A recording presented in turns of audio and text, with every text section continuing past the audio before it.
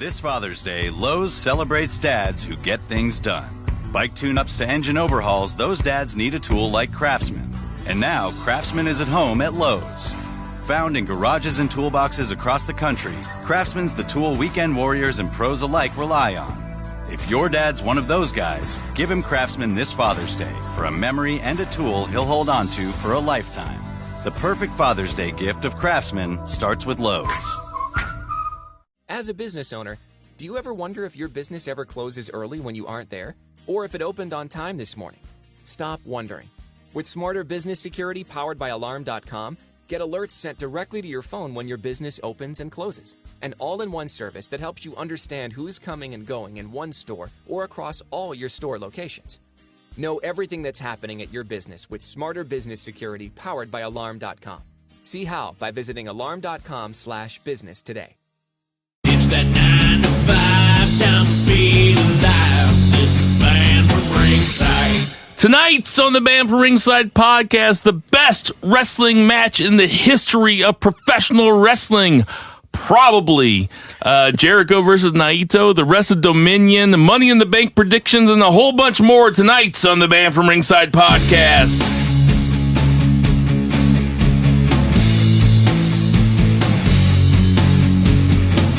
Ditch that 9 to 5. It's time to feel alive. Hello, Mark. So welcome to the Banned From Ringside podcast. I am your host, Bill Vagey, a.k.a. International House of Kayfabe. IHOC. Get it? You guys know the burger thing? Yeah, that was the thing that happened. I know. I wanted to go IHOC, and I was worried that I wasn't going to get the laugh. But to my right, as always, we have Two Beer, Zach Bowman. What's going on, Two Beer? Man, I was really surprised with that IHOP thing. Like, I thought it was kayfabe news whenever I first saw it, but that's a real thing that happened. What do you think the B was going to be for? International House of Braun Strowman? I mean, that I could put some syrup behind, but... And to his right, as always, we have Jason Cornelius Bell. What's going on, JCB? Hashtag booty heels. It's all good, baby. Just grinding, man. Just, going down memory lane, listening to our early stuff a year ago. Was it all as good as it is now? Jason's a fucking masochist. I think it's fun to listen to us evolve as individuals, as a show. It's fun. You think Johnny Depp watches Nightmare on Elm Street?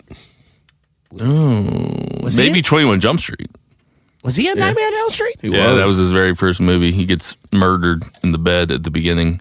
Wow. Then we're coming at you from Shock City Studios in very stormy. It was hailing earlier. St. Louis, Missouri, South St. Louis, Missouri. We welcome you all to the Banned From Ringside podcast. Thank you, as always, for tuning into the show.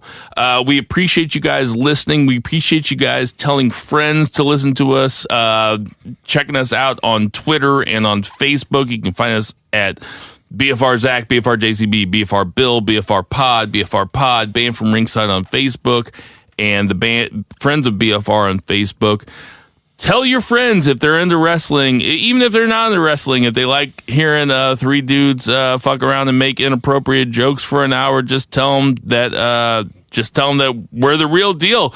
We're coming, like I said, we're at Shock City Studios. Stam, the Mahler Mall, is turning the knobs. Mr. Perfect's in the house. And before we get too far into it, because we got tons of stuff to get to tonight, and we got to get to it as soon as possible, but before we can, we got to tell you about one of our sponsors tonight is Soul Taco, and they've been here on that day one-ish. They've been here since the beginning, guys. That is Soul Taco. It's that delicious Korean Mexican fusion food. They got a place in the U-City Loop, in Champaign, Illinois, in Chicago, Illinois, in Columbia, Missouri, in St. Louis, Missouri, in Chesterfield, Missouri. 2 food trucks driving around the area in the St. Louis metro area. If you don't live around here and you're listening, I suggest when you get here, you get the Soul Taco as quickly as possible. They got those delicious tacos, burritos, quesadillas, all that good stuff. They were at the Saucy Soiree this weekend, and I was there. Yeah. And as soon as I had the taco, I started cutting a promo on the people that were with me. Yeah. And they were like, what the fuck? Because I just did the whole spiel. They had no idea, did they? They had no idea. It was great. And how was the taco? Oh, man. Divine. They bring it. They really bring it as hard as it could be brought. I promise, guys. They are a friend of the show. They are a sponsor of the show.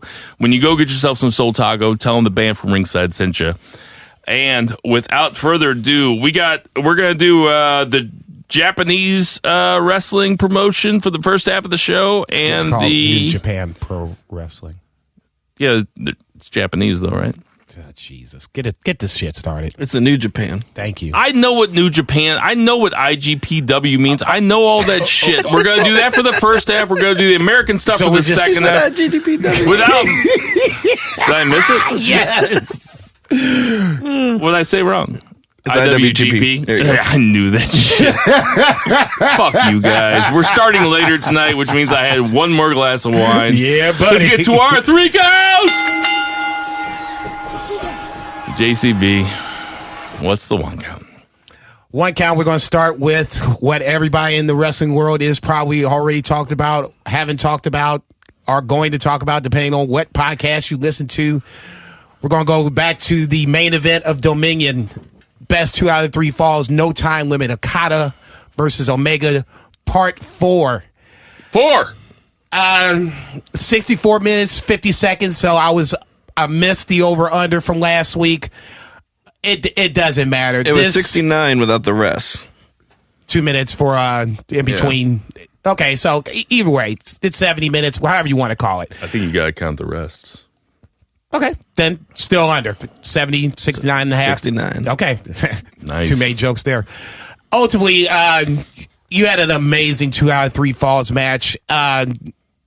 Okada wins the first fall, which I thought was going to be Kenny Omega, because that way you can kind of make it go back and forth instead of making this what easily made it a way better story where Omega has to win 2 out of 3 falls against a guy that hasn't lost he's in never over 7. pinned. Yeah, he's never pinned. He pinned him at G1. Oh, he did pin him at G1. You're right. Hasn't lost the title in 700 days, long as most title defenses, the whole shebang. I'm sitting there, it's the sun is coming up, and I'm sitting there like, how in the fuck is Kenny Omega going to run off 2 in a row to win this shit? This shit that I was like, he's going to win the second fall. You know that. But is he going to win this third fall? I was like, man, there's no way. Wherever it was, I just wanted to see where this ride ended. Of course, he wins the second fall and then goes on to win the third fall with one of the nastiest V-triggers I've ever seen in my life. It was like literally coming in to the screen like 3D shit. I was like, oh shit. Oh, he hit him. I was like, god damn. That was a great example of New Japan's like cinematography. Like that was intentional and that was perfect. And he jumped right through the screen. It was beautiful. Brought him up for a quick one-wing angel. And then before you know it, I looked up and I'm just kind of like blinking. I'm like, did that just happen? History made, ladies and gentlemen. Kenny Omega is now your new IWGP Heavyweight Champion, beating Okada 2 out of 3 falls. Absolutely amazing. Now the big question is, where does this rank in the pantheon of wrestling all-time matches? Before you answer that question, go. Two Beer, what do you think? What did you think about that match as you were watching? Because you also watched it live, correct? Yeah, so that was very fun. I took a brief little nap, and I set my alarm for that caffeine, baby. 1:50, and I was not forward thinking because I was a little buzzed up. So I was not forward thinking. Set my alarm for 1:50 a.m., and I'm like, all right, if I get up, I get up. If I don't, I don't. I got up. You don't. You better get your ass up. I got up, fired up Twitter, fired up my New Japan app, and am so happy that I did, because this was the greatest wrestling show that I've ever watched live, without a doubt. Not only did we get to see the greatest match in the history of pro wrestling, arguably, I will argue that point, we had to see the 2 greatest wrestlers in the world giving the performance of their lifetimes in the same match, at the same time, at the main event of the best wrestling show I've ever watched. And to do that with all of you guys who were on Twitter, and even though JCB was in St. Louis and I was in Edwardsville, like, everybody, Blood Girl, Raven, like all them, like I felt like we were like all watching it together and like we had a moment. No, it's it's me bouncing back and forth between a private chat group and then going on Twitter. So it was a lot of going on. But I thought it was amazing. It was a great show from start to finish. And I know one of the big things is, and Bill, you can jump in after this, everybody's talking about, the time of, the show 4 or 5 hours. That didn't feel like 4 or 5 hours or whatever it was. If it was 9, it felt like 6.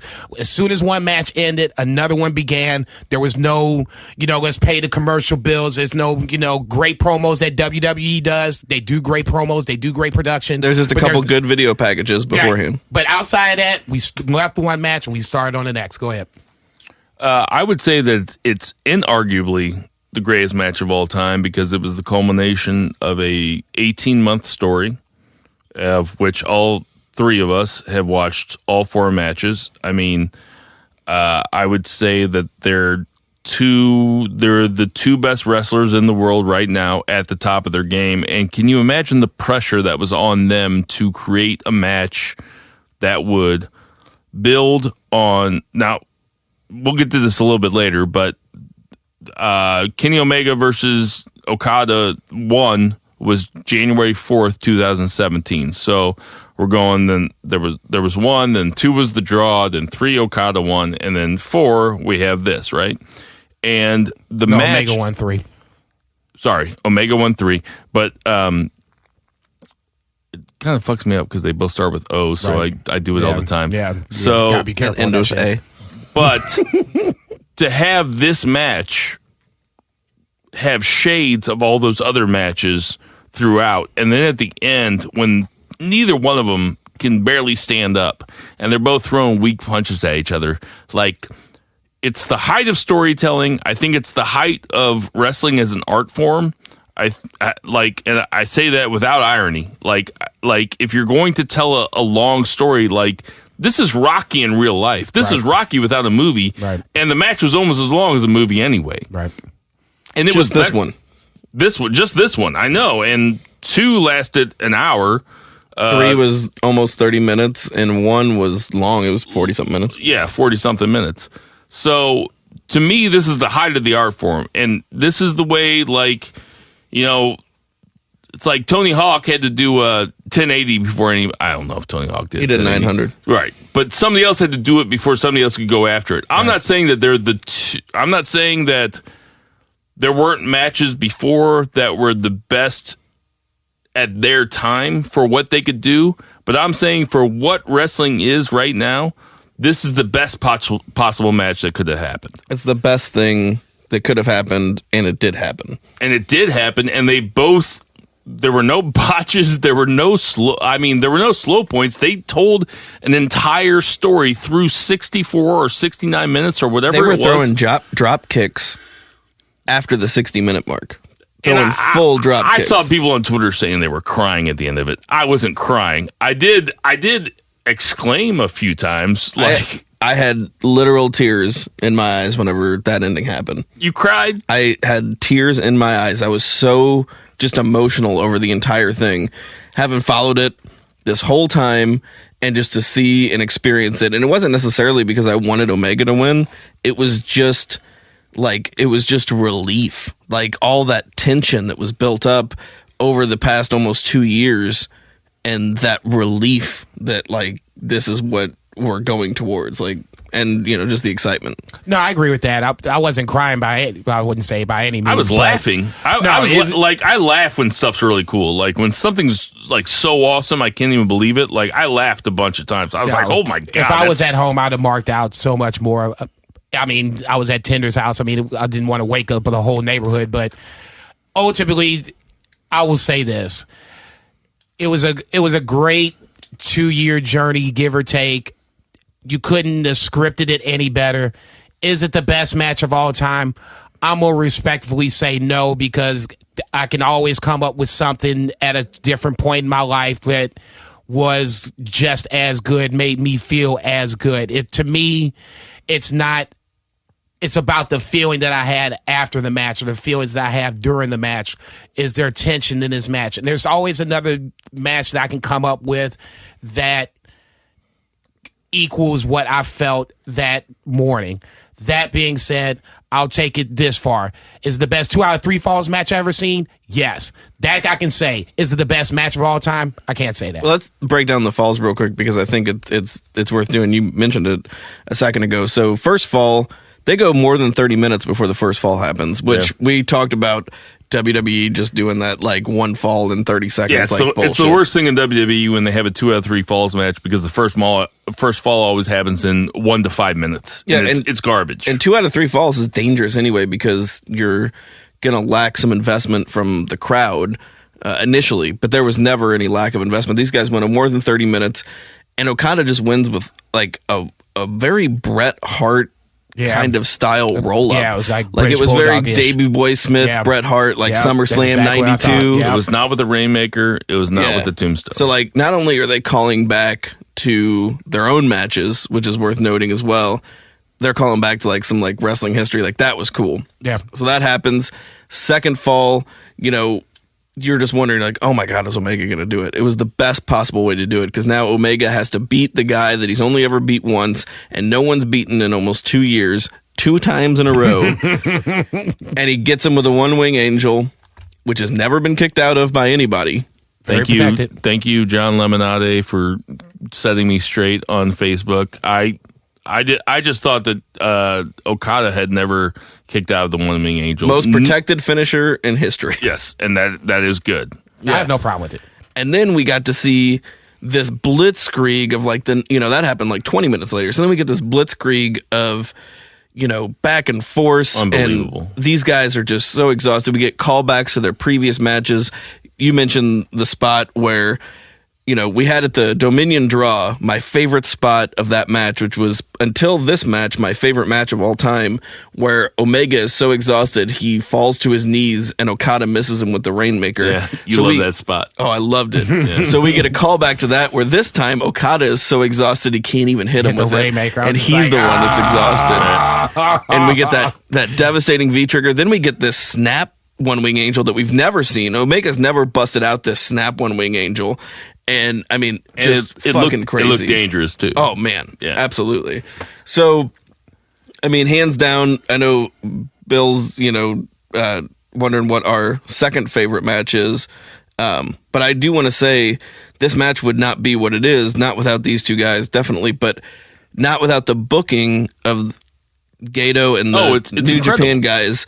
It's long-term and the booking. long-term booking. We would not have this without this long title reign. Yeah. This is what Vince is trying to do with Lesnar, and it is failing on every aspect. But it's like one of those things, though, where like if you watch a TV show that everybody's like, I'm a dork and you're a dork, and we've both read all the Game of Thrones books, and like you watch Game of Thrones and somebody might step in on the middle of it and they're like, oh, I really like this. And it's like, yeah, but you don't really get how great it is. It's like if you stepped in on Omega Okada 4 and you had never seen any of the other matches, much like if you stepped into the Game of Thrones, like The Mountain versus the Viper or something like that, and you had never watched or read any of their Game of Thrones. You might think it's cool. You would think it's cool, but you really don't get it. And I know this is the height of... It's like gatekeeping and elitist, but it's true. Yes, it really is. And like, thank you very much. It's been... Zach just corrected my microphone. But failed. So cute. It was incredible, though. It was incredible the way they called back to old matches. And I will say that my second favorite match of theirs was the first one. Of this trilogy, not even trilogy anymore. Wow, all four, man. I would say that the first one was my favorite one. It's also the one that I was introduced to them on, which I know that is a lot of people's favorite. Your favorite band's favorite album of yours is the one that you got introduced to them on. Your favorite movie is probably Empire Strikes Back because you might have seen it before you saw New Hope or whatever. But no, it's only because it's better. Duh. Whatever. God, I'm not getting it. I should never have mentioned Star Wars. What the fuck was I doing mentioning Star Wars? I was saying you just stepped in some shit. Omega Okada 1 is my second favorite match of all time. I like the draw. And I watched all four, and I was new to New Japan when I watched Omega Okada 1 just 18 months ago. And I would say that these are 4 out of the 10 best matches of all time. I'd say at least 3 out of the 4 are in the top 10 for me. They're definitely 4 out of the best 10 matches that I've ever seen. Yeah, I can say that. that. If not 4 out of the best 8 matches I've ever seen. So I'm like JCB. I like the draw more than the first one, but I mean, it's like tomato. Yeah. Like, I mean, it's no really point arguing. It's like personal preference. Really splitting hairs at this point. But the fact that it's like are you more in the spots? I mean, the first one had a lot of spots. It was very spotty. Yeah. But like, which I like spots. The funny thing is my favorite match I've ever seen, the best match I think I've ever seen happen Friday night, or Saturday morning. The one before that, my second favorite match is Dominion, the draw. Like, those are like my top 2 matches. Now, I mean, I could split hairs and, figure out some other ones, but my visceral reaction to this saga is 2 out of the 4 matches they've had are my top 2 favorite matches I've ever seen in my entire life. Which is insane. That's insane. And that's all happened. Well, 3 out of the 4 matches have happened since we started this podcast. Yeah. That's crazy. It's crazy to think about. That's crazy. It means that we're in a golden age of wrestling. I really think that we are. Golden elite. I really do think that we're in a golden age of wrestling. For New Japan, without question. No, for everything. For professional wrestling. Okay, If you take away all the promotions and just watch the matches, okay. We're in a golden age of wrestling. I can deal with that. There's plenty things that are not New Japan or WWE that I still watch, and you still have good matches out there that are not those 2 promotions. And as much as I hate Dave Meltzer, and as much as I don't hate Dave Meltzer, I just think he's a jerk, and I think he's an elitist, and I think that not everybody has as much time to devote as he does to watching wrestling. I certainly don't. And to watching wrestling. That's his living, though. I know. And to watching wrestling and think about wrestling. He said something on Twitter the other day. He goes, because somebody was bitching at him about Raw, and he goes, I bitch about Raw. I bitch about Raw just like the rest of you people do. What I don't get is the people that bitch about Raw but only watch WWE. Like, if you want to bitch about Raw, go out of your way and try to find something else to watch that you might like New Japan or like Ring of Honor, something else. Progress, anything. Yeah, without question. That's what I end up doing about a year I also ago. think that people are programmed to, myself included, to just watch. I like watching on Monday nights. I like watching. We're creatures of habit. Yeah, and I like watching on Monday nights, and I like pay-per-views that come on Sunday, and if pay-per-views on a Saturday, like this week, we have TakeOver on Saturday, and I'm not going to be able to watch it live because my life is not set up to watch shit on Saturdays because my wife and I hang out on Saturdays. Now, on Sundays, she knows that that's wrestling time. So WWE has done that to me. Thanks, WWE, because I'd rather watch TakeOver than Money in the Bank. But I'll see you on Sunday, Vice. Which, by the way, Meltzer gave this 7 stars. So what do you think about that? I think that 7 stars has to be the ceiling at this point. Like, he keeps upping the game. Like, the last only one he with gave, this saga. No, he gave Naito Naito Omega 6.25 or 6 or something like that. Say that. Like he but Okada's the common denominator here. 5 was the ceiling. Yeah, forever, and in the last couple of years, he keeps upping it. You have to have a ceiling, man. I was going to say at some point.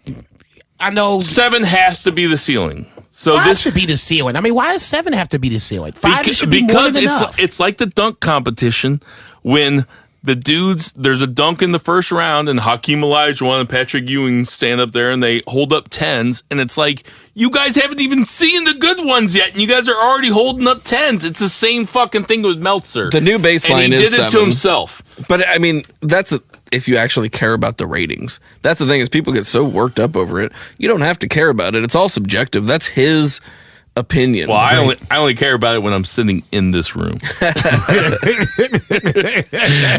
Seven's the new ceiling, and that's what we're at. Can I do the 2 count? Yeah. That'll bring us to our 2 counts.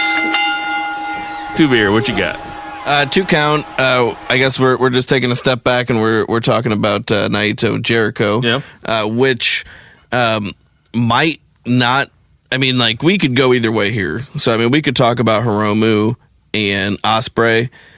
We could even talk about Young Bucks and Evil and Sonata. Sonata. We'll do those in the next count. But my point is we're only talking about Jericho Naito because of the card, the way it landed on the card. And this had the toughest spot on the card. We talked about this last week. It's also Jericho, though. I mean, we're talking about it because it's Jericho. You knew that Jericho and Naito were going to pull something out of their sleeves to make some kind of an impact based on being in between the two, best junior heavyweights, which is arguably the most exciting kind of portion of New Japan right now, especially coming right off the Battle of the Super Juniors. And then this momentous saga that is the greatest thing we've ever seen in pro wrestling. So, what do? They get fucking violent. And really Jericho comes out. He looks like a cross between the Crow and Clockwork Orange. I was thinking Clockwork Orange. Constantly reinventing himself. I think Don Callis even called him Malcolm McDowell. Yeah. He looked the part. I wasn't a big fan of the look, but whatever. This is the point. Just the way that he can reinvent himself and he can be the silly, you just made the list, sparkly jacket guy in WWE, which was probably the 7th time he's reinvented his character.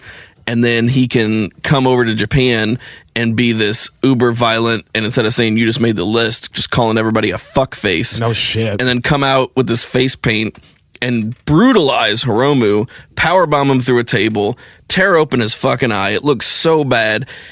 I mean, just brutalize him for 3 full minutes before he throws him in the ring, and then tells Red Shoes to ring the fucking bell. Yeah, he said, "Ring the fucking bell." I mean, that was after he grabbed the camera from the guy and gave the finger while he was filming him. I was about to say that's like Rock Stone Cold back in the day. That's after a couple months ago when he put Red Shoes' son in the walls of Jericho. I mean, the guy's a genius.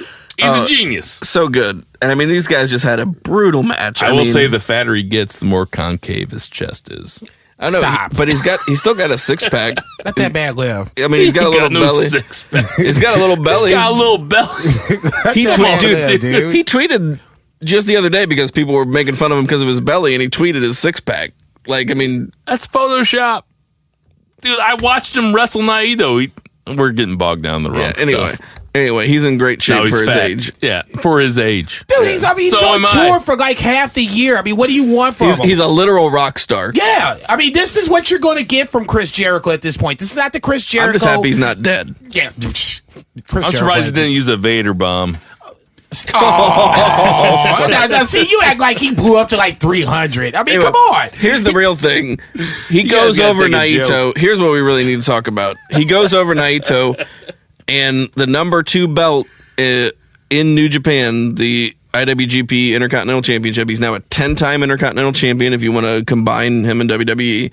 But the number 2 belt's all out of the picture because Jericho's not at the Cow Palace. Jericho is not all in. Jericho is not probably going to wrestle. He already said in he was America. not going to wrestle. He didn't win the belt, though. He did. No, the belt wasn't. Yeah, he did. He took the belt. He's now the belt was he's the IWGP Intercontinental Champion. The belt was on the line. Don't do this to yourself. They said I just watched the match. I just watched the match today. I They said that the belt was not on. I know they fucked it up.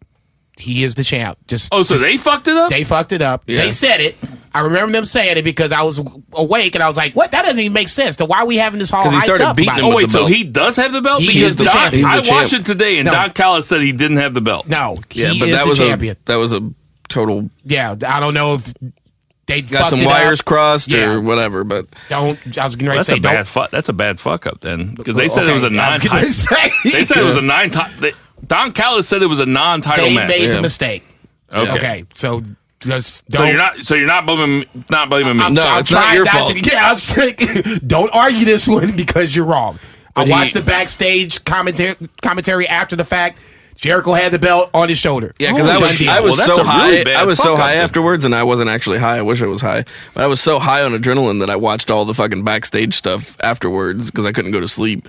And so he is the champion. So this leads us into an interesting situation where Jericho's not going to wrestle in the U.S.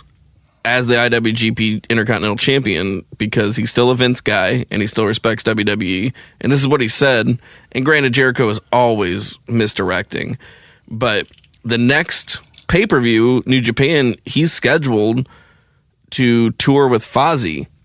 So, I mean, there's a potential where we don't have the Intercontinental Championship on New Japan cards for months and months. I don't think that's going to hurt it. I mean, there's plenty of titles to go around. I mean, the U.S. title then just moves up a little bit more towards the front of the class. I don't think that's a big deal. Ultimately, I think this is more the bigger issue, at least in my mind, is now where does Naito go? If you're going to have G1. Okay, and does this mean that he wins the G1 and then we jump him again back to the front of the class at the top of the 2019 year at Wrestle Kingdom? I think that to me is what my question is coming out of all this. Where does Naito land in the big picture?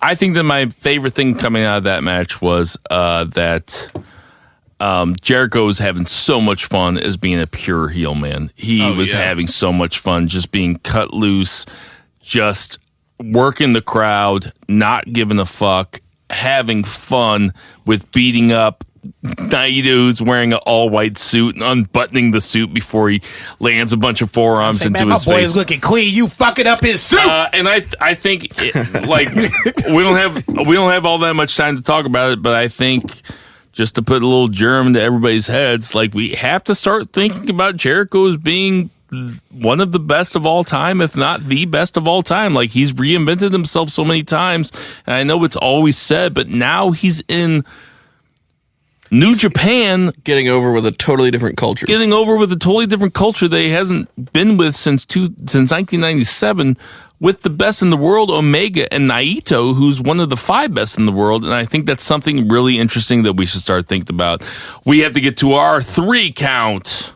And the 3 count is just the rest of the card, and we got a lot of predictions to get to. The rest of the card, I would say my favorite other match was probably Ospreay versus Takahashi. Ospreay, sure. I'd love to see his long jump numbers. Like I'd love to see him actually when he trial jumped him. off that ramp. When he jumped off the ramp, he went.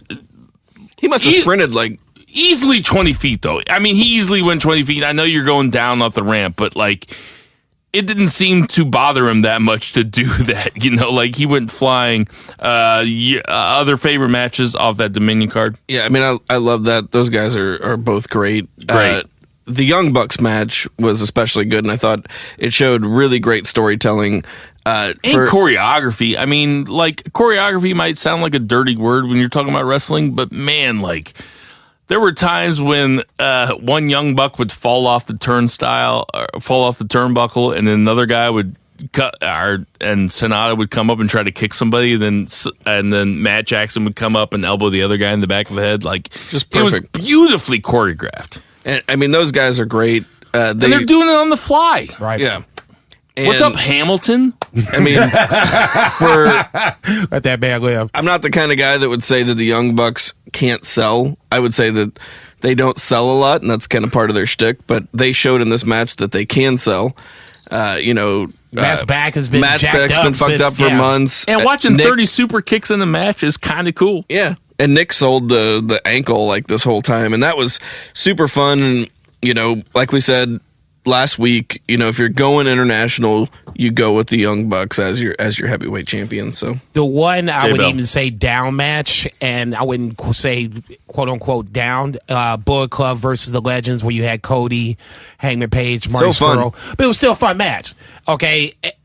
Like I said before, ultimately at the end of the day, the whole card was good. You could pick out the match that you think was the best. Obviously, I'm gonna go with everybody's got. Yeah, I was gonna say obviously I'm gonna go with the crowd on this one, but I think the biggest takeaway from it, and especially going into predictions to WWE and TakeOver, whatever the case may be, is how streamlined New Japan is. It might have been 4 or 5 hours, but it just went right on by. We stopped one match, we started the next. After the fact, then you set up storylines for the next round of matches coming up, and it all. I've never watched the backstage comments until this time, and now it just made things make more sense. Yeah. Okay, and I was like, okay, I walked away from it. It's like, you know what? New Japan knows what the fuck they're doing. And then at the very end, if they can figure it out and make it a global thing, it's really going to be at the very end. They just showed one single Okada dollar on an empty arena on the floor, a dirty Okada dollar on the floor of an empty arena. I mean, Cinematic. Absolutely. What more can you say? And that'll do it for our 3 counts. Hey, guys, you got to check out our other sponsor of the night. That is JJ Twigs on Southampton. JJ Twigs. They haven't been there since day 1-ish, but they've been there since day 2-ish. And it's a personal favorite spot of mine. If you go down there anytime, you might be able to find me. My personal favorite is the Super Mario with homemade chopped meatballs, fresh basil pizza. You should try it with the mushrooms and onions. Mushrooms certainly aren't my thing, but I definitely like the onions. The Meet Me in St. Louis is like their meat lovers special. It's Italian sausage, Legrand's beef, pepperoni, Canadian bacon and cheese, obviously. Somebody fucked with me on Twitter the other night. I was saying you don't need more than 3 toppings on the pizza, and they were like, what about cheese and sauce? That's not a topping. That's a given. Yeah, that's given. Yeah, the cheese and sauce are already there. Yeah, that was going to say that's geometry. The Chuck Berry is pepperoni, mushroom, and jalapeno. Like I always say, I always go there on Saturday mornings or Saturday afternoons after I wake up after bartending. Watch a little bit of soccer, get that rise and shine with a touch of butter, the eggs, the cheddar cheese, and Canadian bacon. World Cup time, baby. World Cup time, baby. Go to JJ Twigs for World Cup. I promise. Tell them that Banned From Ringside sent you. They're a friend of the show. They're a sponsor of the show. That's JJ Twigs in Southampton. This is Banned From Ringside. This is Banned From Ringside. Keep that one. We keeping that, baby. Yes. All right, guys. Oh, shit. It's time for that Money in the Bank predictions. What's up, champ? Yeah, you looked at me. I'm glad he decided to acknowledge the fact that he's last year's champion. Who's champ? Zach's champ. Zach's champ. Zach is champ. Zach We is are champ. not- Defending, undisputed. He must have had like 3 fireballs while he was waiting for us. All right. So, we're keeping the same rules as last year. Same rules as last year. I have not received my chop yet. Everybody, I'm going to receive my chop. Oh, he's getting the chop. Don't even get it twisted. We're going to let Sam the Mauler Mall go first. The men's Money in the Bank is Rusev, Miz, Samoa Joe, Kevin Owens, Braun Strowman, Finn Balor, an unnamed person from the New Day. They haven't said who it is yet, and Bobby Roode. So, Sam, why don't you step on up to the microphone and give us your prediction? So what am I predicting? Last to first. Like, the person you think is going to win the least to the most. So starting from least, I'm gonna say Kevin Owens, That hurt, Bill. It really did. He was my dude. New Day, Samoa Joe. I'm off that joke. I'm not doing it anymore. Just saying. Hey, it's a new year. It's a new year. It's a new me. It's a new day. You just That's stepped not on my his new joke, joke man. either. His joke was good. I don't even know who I've picked yet. Then I'm gonna do Miz, All right. then Rusev, Rude, Finn Balor, Braun Strowman. Did I do them all? Yeah, not bad. It's not bad. Not bad. Not bad at all. I think he left Braun Strowman at the end purposely. He's like, I've heard of this guy before. I'll go next. I'll go next. Okay. I will go Bobby Roode as being the last. All right. And then I'm going to go New Day. New Day can't win. Are we really like who's gonna go for the New Day? It's probably gonna be Kofi, so he can do the spots, Yeah. right? And just the fact that they haven't even announced it means he's not going to win. I think KO is gonna be next. I'm going Braun Strowman next. I don't think Braun Strowman's going to win it. I have. So, Bobby Roode, New Day, KO, Braun Strowman. Oh, shit. No, I already put it. I think Miz is going to win. Samoa Joe second. Rusev fourth. And Finn Balor third. If that didn't make any sense to anybody listening to it, trust me, I wrote it down. He wrote it down. I'm looking at him. Go ahead, champ. You next. All right. Bobby Roode's last. Yeah. Because really. Yeah. Finn Balor after that. because really. I don't know about that. New Day after that, because really.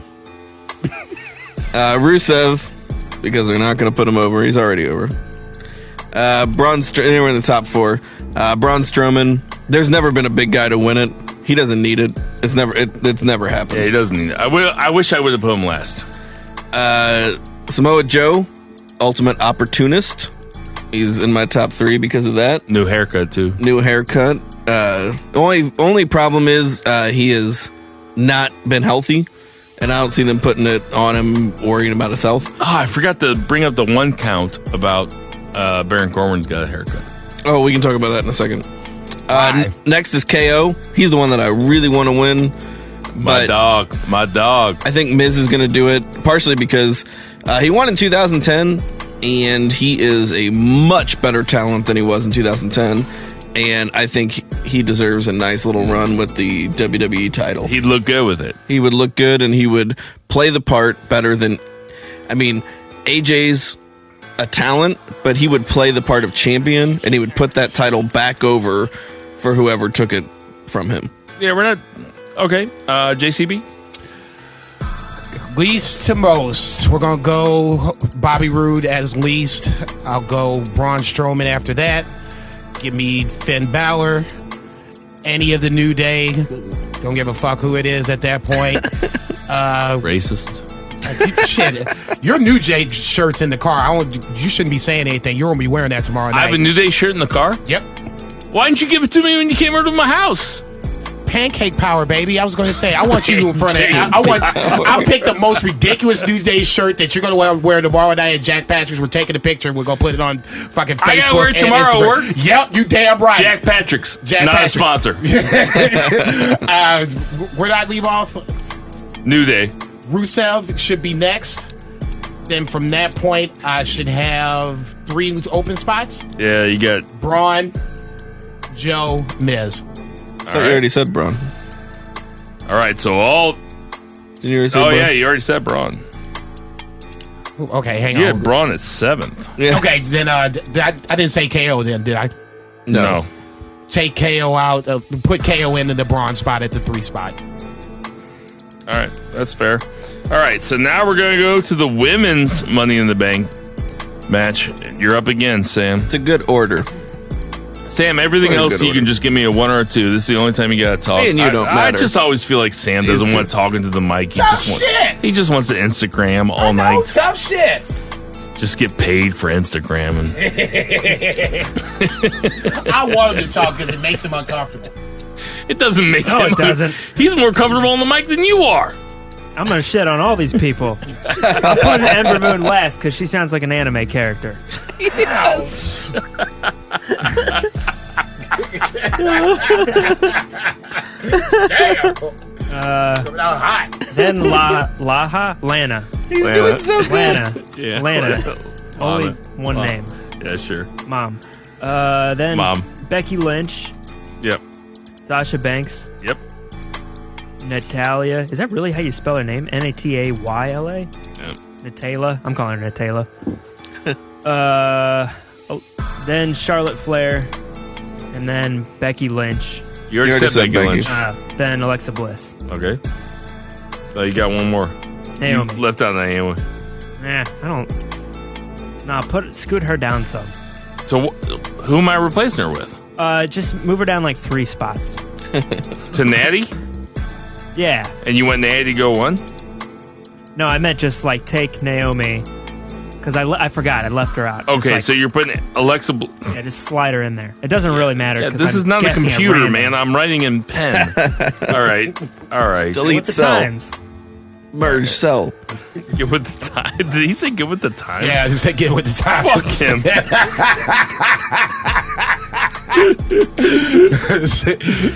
It's like, we got spreadsheets over here. All right. You're up, Jace. Okay, least to most, we're going to go Natty because I think she's going to be into some sort of feud with Ronda Rousey. It doesn't make sense for her to have the Money in the Bank. I'll go Lana next. From there, I will go Naomi after that. From there, I will go Charlotte, Bliss, 5, Sasha 6, Becky Lynch 7, and I'm picking Ember Moon as my upset pick to win the women's Money in the Bank. Hold on, you were going really fast. Natty, Lana, Naomi, Charlotte, and then Alexa Bliss, okay. Sasha, Becky, Ember Moon. Holy shit. Okay. All right, Zach, you want to go? This is almost the opposite of what I have picked. Ember, I have it last. Yeah. Then Naomi, then Becky, then Lana, then Charlotte, then Sasha, then Alexa, and then I have Natalya taking it just because of the Ronda Rousey thing. I think that's what causes the tension. Cash in that night? Cash in, maybe not that night, but cash in on Ronda. Okay. Yeah, I have Ember Moon going last. Lana is second to last. Alexa Bliss is third to last. She ain't gonna win. Sasha Banks is fourth to last. And who am I missing? Oh, Naomi. She's never gonna win. So I have Natty winning. I have Natty winning. Okay. I'm with you almost the entire way. All right, so now we can get into what? The fuck does that mean? Keep it going, man. We ain't got time to be arguing. All right, so now we have some big matches coming up. We have AJ versus Nakamura in the last man standing match. Sam, who you got? AJ versus Nakamura. AJ Styles versus Nakamura. You can throw up a 2 for Nakamura or 1 for AJ. He's going Nakamura. Jason Bell, you haven't gone first yet. What do you think? I don't know what to think about this, man. You went first last time. No, I didn't. This is the first time I've gone first. Did he? No, I didn't. I don't. Jealous? No. Just trying to be accurate. I'm just gonna say Nakamura because apparently they're gonna have some sort of program after this where house shows have AJ and Nakamura, which means absolutely nothing. But I don't see why you waste 4 or 5 title defenses on Nakamura if he doesn't. Somebody's been reading the dirt sheets. I always read the dirt sheets. I mean, that doesn't go without saying. What do you think, Tubeer? Same thing. I don't think you have this many defenses without Nakamura going over. I mean, what the hell's your point? What does Nakamura do if he doesn't win? You know, is he wrestling Jeff Hardy now? I mean, yeah. I can't imagine Nakamura not winning. He picked the stipulation. I think it might be some bullshit where like he, ties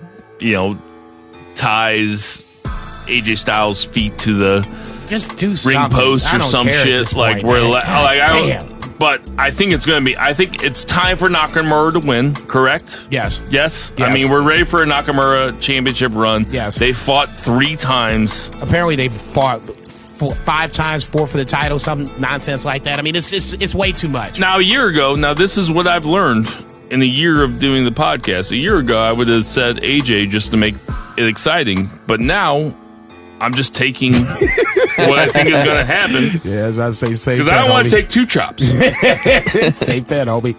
All right, we got Nia Jax versus Ronda. This is a lot of matches on this card, guys. Too many. Nia Jax versus Ronda Rousey. Sam, who you got? Nia Jax versus Ronda Rousey. Nia for 1, Ronda for 2. It's taking Ronda Rousey. I also will take Ronda Rousey, and I think it's going to be a squash. I think that Ronda Rousey will put her down in less than 5 minutes. What the fuck, man? You out your goddamn mind. Ain't no way.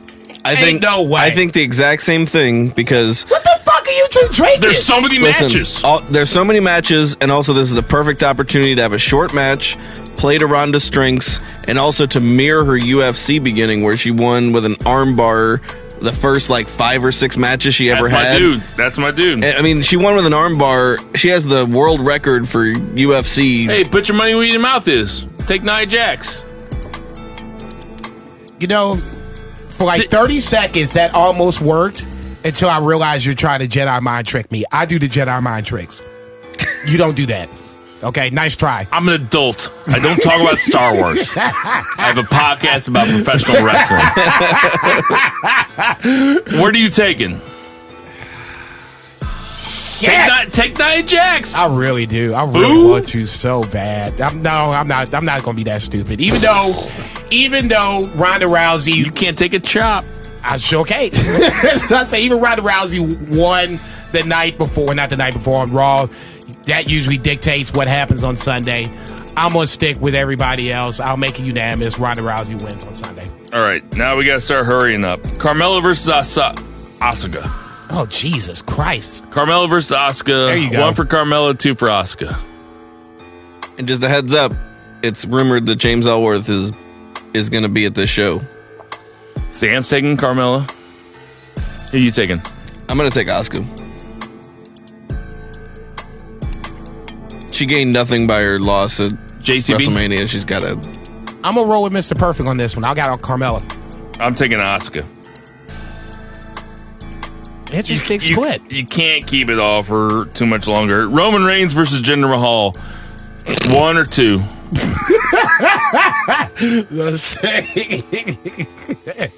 Sam's taking Roman Reigns. I will take Roman Reigns also. Zach, who you got? Roman Reigns. Who you got? JCB. I got the one finger up in the air for those who can't see because that's everybody. Yeah, Roman Reigns. We have the Burden Brothers versus the Club. The Burden Brothers? Burden Brothers versus... Wait. Jesus Christ. The Bludgeon Brothers? Do you got marbles in your mouth? No, Burden Brothers are a band that I'm very into, actually. That's why. This has also been moved to the pre-show. Burden Brothers is the guy from the Toadies. It's his band. Stop I love the Burden Brothers. I only wrote down B Brothers, and when I wrote them down, I was like, I'm just going to say Burden Brothers. Bludgeon Brothers versus the Club. Who you taking? I'll take the Blumber Brothers.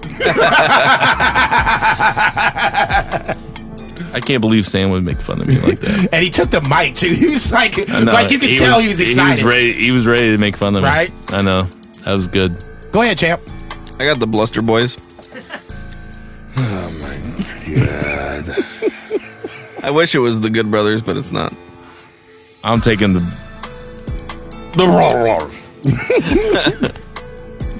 I can't even come up with something. I was going to say Blister Brothers, but that doesn't sound good. Just make it a queen sweep. All right. Bobby Lashley versus Sami Zayn. Sam, 1 or 2? Bobby Lashley, Sami Zayn. Taking Sami Zayn. Oh my gosh, this is where he starts losing. Falling back to old habits. Bobby Lashley. Bobby Lashley in less than 5 minutes.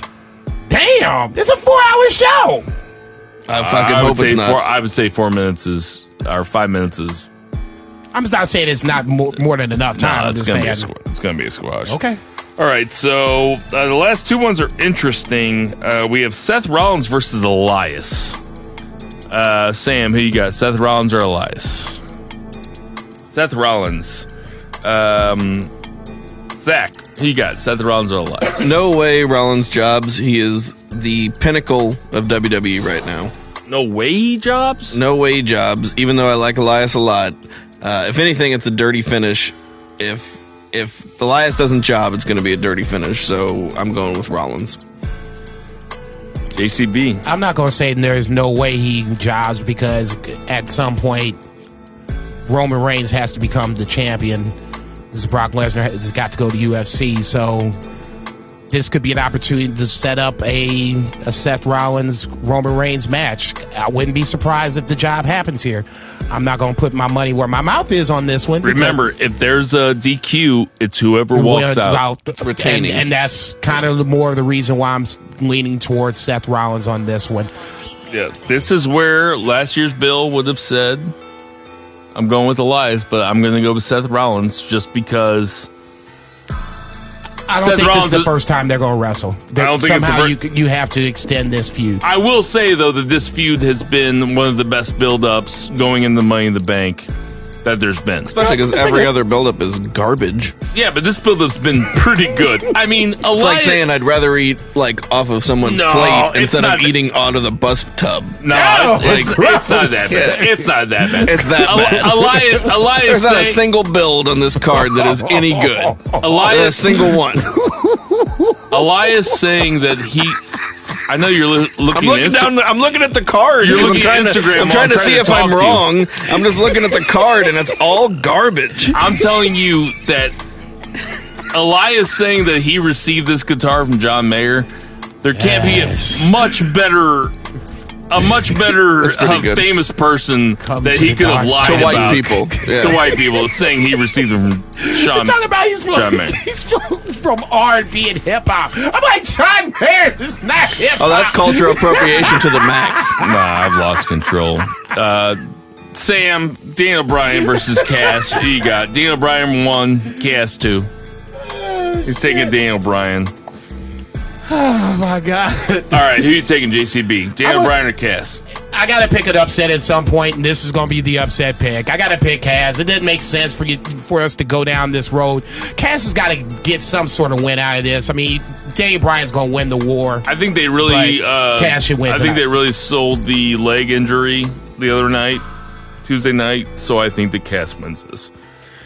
I hate to say it. I would love for Bryan to win and put this to bed, but I think Cass is going to win, and then it still might be put to bed because they'll just not follow Extreme up with rules anything. Yeah, they'll just have somebody else come out. Yep, for sure. Okay, guys, those are our Money in the Bank predictions. I will see you Sunday night, Vice. Hey, guys. We got a quick takeover predictions. Real quick. Oh, shit. We got takeover predictions, too. Sorry. Just real quick. Shayna Baszler versus Nikki Cross. Go. Give me Baszler. Baszler. Shayna Baszler versus Nikki Cross. Sam. Nikki Cross. I'll go Shayna Baszler. Aleister Black versus Lars Sullivan. Black. Sam. Black. That's pathetic, man. You should go out on your own, man. He picked Black too. Why he's picking Aleister Ricochet Black versus Velveteen Dream. Ricochet. Even though I want Velveteen Dream to win so bad, Ricochet kind of needs. What do you say? Velveteen Dream. I'm going VD. Yeah, I'll go Ricochet. Sam's going to be us all this week. We have Undisputed Era versus Oney Lorcan and Birch. Yep. It'll be a good match, but no way the Undisputed Era isn't walking away with this. I'll say Undisputed Era. Yeah, Undisputed Era. Not meant Undisputed Era? Yes, okay. Johnny Gargano versus Tommaso Ciampa. I got Ciampa only because they're going to keep this going for one more match. Tommaso Ciampa versus Johnny Gargano. And it will be the match of the weekend, no doubt. Mauro Ranallo or no. Johnny Gargano. Sam goes Johnny Gargano. I'm going to say Johnny Gargano. What do you say? I'm going to say Ciampa, and don't be surprised if Candice LeRae or EC3 have something to do with the finish of this. All right, that's going to do it for our predictions, guys. Thank you for hanging out. We know that there are a lot of podcasts to listen to, and we appreciate you listening to ours. You know, there's a couple of birthdays coming around this week. Chuck Palumbo had one of my favorite angles in WWE Horrible. ever. I can't believe you even like that. Chuck and Billy? Yeah, that was brutal. Oh my God, that was tough. Stop. No, it was so great. That exposed gay America to America before there was anything gay out there at all. That was in like 2002. Okay, fine. That was great. That was 8 years before Brokeback Mountain. Chuck Palumbo, 47. Happy birthday. Went to college in Missouri. Oh, that's why it's a big deal. Bailey's 29. Ultimate Warrior. Is he dead? Very. Spending more time with family. He's 59. The Sandman? He's also alive. a horrible person. 55. Not Sandman. Razor is 24. Bruiser Brody is 72. Was R.I.P. Coco Beware? I think he's still alive. 61. Jinder Mahal. Jinder Mahal. Jinder Hey, Mahal. the fourth horseman of the Banned From Ringside by happy birthday. I think he's like 36, you old motherfucker. Hey, everybody, we know there's tons of podcasts to listen to, so we appreciate you taking the time to listen to ours. For JCB. Check. For Two Beer Zach Bowman, for Check. Sam the Mauler Mall, for Check. Shock City Studios, Check. for JD Twigs, for Check. Soul Taco. Check. I am International House of Kayfabe Bill Vagey, and everybody, boo the heels. Booty Hills. Banned from ringside. Know what I am? I'm a common man. I'm banned from ringside. Ditch that 9 to 5. Time to feel alive. This is banned from ringside. Hi, it's Jamie, Progressive's Employee of the Month, 2 months in a row. Leave a message at the...